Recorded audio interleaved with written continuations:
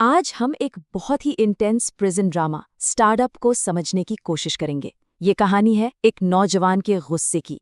एक ऐसा गुस्सा जो उसकी पहचान बन चुका है और जो उसे पूरी तरह तबाह कर सकता है।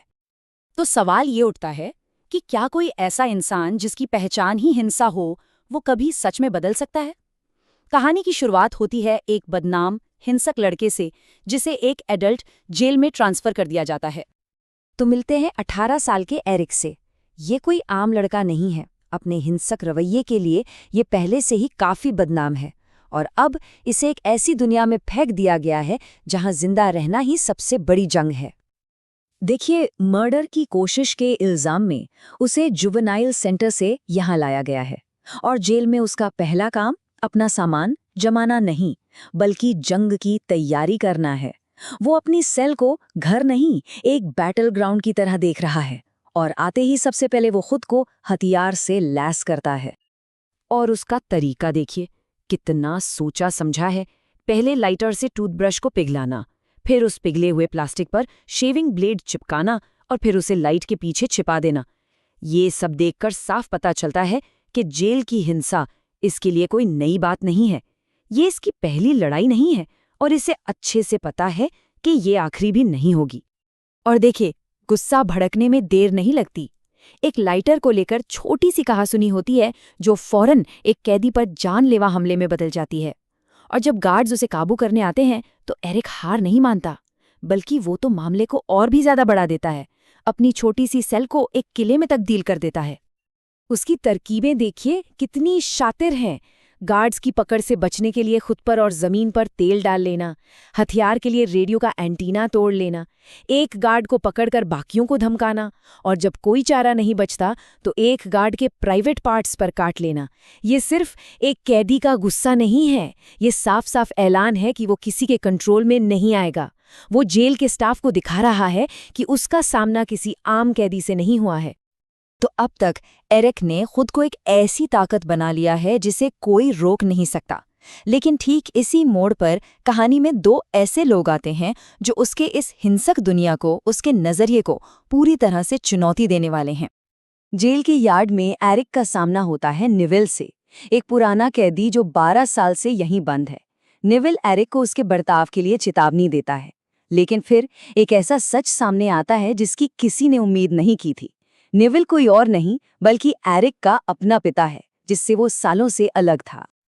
और दूसरा किरदार है ओलिवर। याद है जब एरिक गार्ड से लड़ रहा था? वो लड़ते लड़ते एक थेरेपी सेशन में घुस जाता है जिसे ओलिवर चला रहा होता है, जो एक वॉलंटियर साइकोलॉजिस्ट है।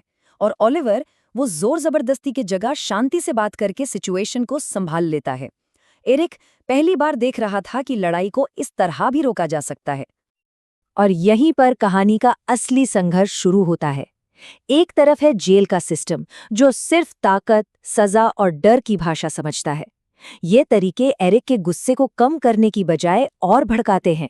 और दूसरी तरफ है ओलिवर की थेरेपी, जो समझने, भरोसा करने और बातचीत के जरिए उस गुस्से की जड़ तक पहुंचने की कोशिश करती है।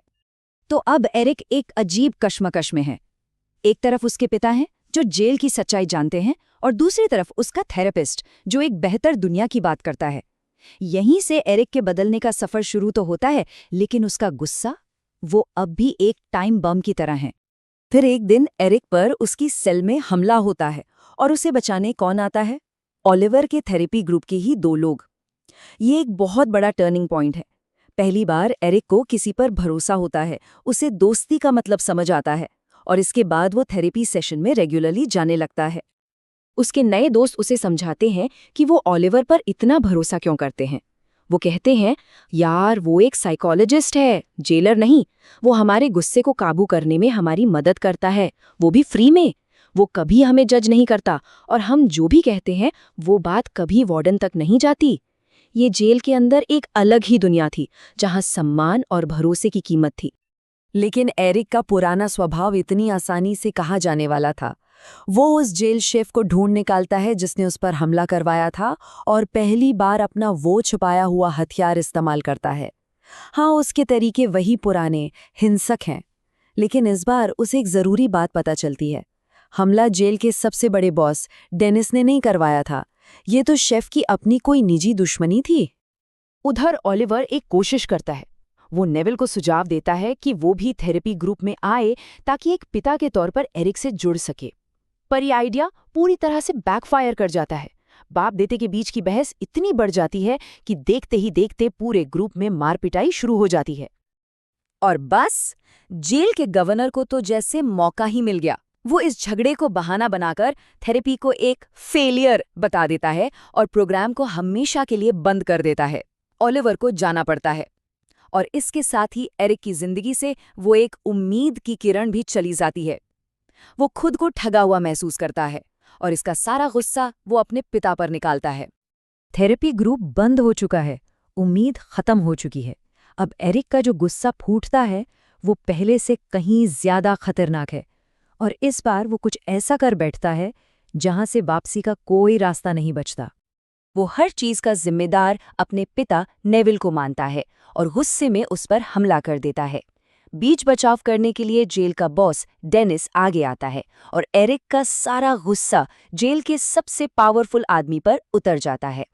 एरिक डेनिस को एक ऐसा घूंसा मारता है कि वो पहली मंजिल से नीचे जा गिरता है, सारे कैदियों और सारे गार्ड्स के सामने। बस उस एक पल में एरिक ने जेल का सबसे बड़ा अनकहा नियम तोड़ दिया था और अपनी मौत का फरमान खुद लिख दिया था। डेनिस सीधा गवर्नर को ऑर्डर देता है, आज रात एरिक का चैप्टर खत्म कर दो। अब वो सिस्टम जो एरिक को काबू नहीं कर पाया उसे मिटाने पर तुल गया है। गार्ड्स उसे ले जाते हैं एक ऐसी जगह जहां उसकी हत्या करके उसे सुसाइड का रूप दिया जा सके। लेकिन नेविल को सब समझ आ जाता है। उसे पता चल जाता है कि उसके बेटे को मारा जाने वाला है और तब वो वही करता है जो शायद कोई भी पिता करता। वो खुद एक तूफान बन जाता है। अब शुरू होती है नेविल की समय के खिलाफ एक दौड़। वो अपनी सेल से भागने के लिए गार्ड पर हमला करता है। वो डेनिस की सेल की तरफ भागता है एरिक की जिंदगी की भीख मांगने। जब डेनिस मना कर देता है तो लड़ाई में वो उसे मार डालता है और फिर वो सीधा एरिक की पुरानी सेल में पहुंचता है, ठीक उसी पल जब गार्ड्स एरिक को फांसी पर लटका रहे होते हैं। वो उन सब से लड़ता है और अपने बेटे को नीचे उतारकर उसकी जान बचाता है। कुछ ही मिनटों में अपने बेटे के लिए वो जेल का पूरा सिस्टम हिलाकर रख देता है।